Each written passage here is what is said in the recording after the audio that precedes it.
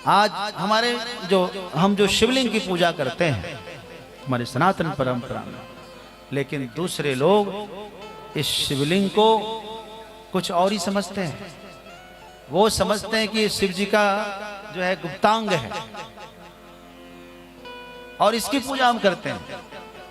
उनको पता नहीं है कि ये क्या है। आपको पहले पता होना चाहिए, कहीं आपको ना कोई गुमराह करे। आप पहले समझ लीजिए, फिर सब कुछ समझाइए। उनके यहाँ यही होता है कि सब एक दूसरे को समझाते रहते हैं, और हम लोग क्या करते हैं, अपना समझ गए चाहे ना समझे चुपचाप रहो।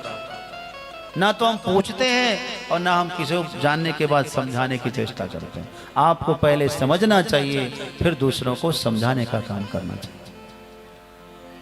हाँ, लिंग का मतलब कोई प्राइवेट पार्ट नहीं होता है। लिंग का मतलब होता है चिन्ह। जैसे पुरुष के साथ पुल्लिंग बोलते, क्या बोलते हैं? पुल्लिंग पुरुष के साथ। स्त्रीलिंग क्यों बोलते हैं? स्त्री का चिन्ह। लिंग का मतलब यदि पुरुष का प्राइवेट पार्ट होता तो स्त्रीलिंग क्यों लिखते?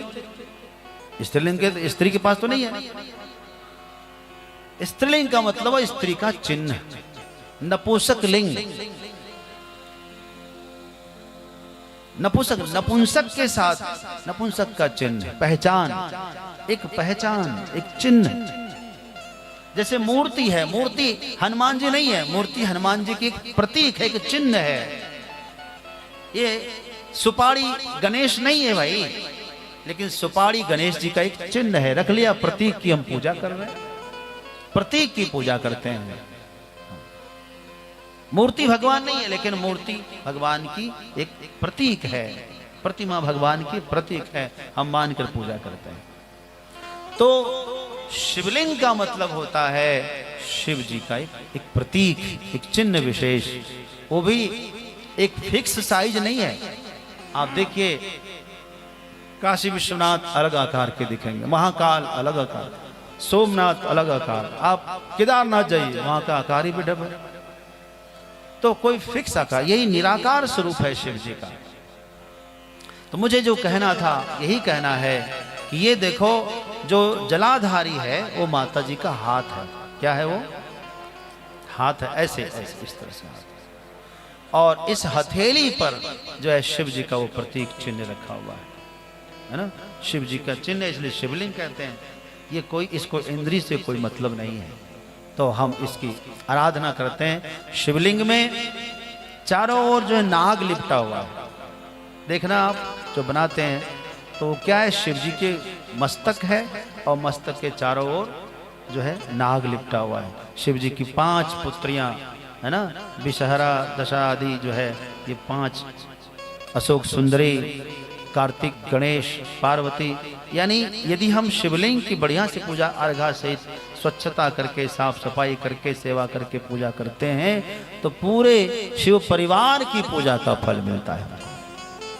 कभी भी आप शिव जी के मंदिर में जल चढ़ाने जाते हैं तो वहां नंदी के ऊपर भी आप जल चढ़ा देते हैं। गणेश जी की मूर्ति होती, वहां भी जल चढ़ा देते हैं।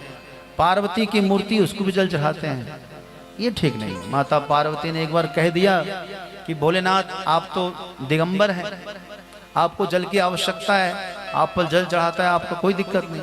परंतु हम तो कपड़े पहनते हैं, गहने पहनते हैं, श्रृंगार करते हैं, हमारे पर भी भगत आपका आके जल चढ़ा जाता है, हमारे कपड़े गीले हो जाते हैं, हमको सूखने में वक्त लगता है, फिर कोई चढ़ा जाता है, तो ऐसे में हमको सर्दी जुकाम हो जाएगा। ये ठीक नहीं है।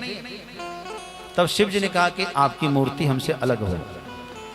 लेकिन भगत लोग बोले हैं, वहां भी जाके जल चढ़ा देते हैं। ऐसा नहीं करना।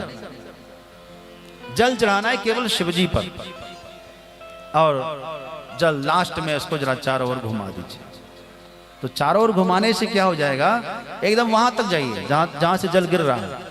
तो उसमें विषहरा आदि 5 जो शिव जी की पुत्रियां हैं वो भी, और उसमें कार्तिक, गणेश और पार्वती, सबकी पूजा, सबको जल, शिवलिंग में जल चढ़ाने से सबको जल प्राप्त हो गया।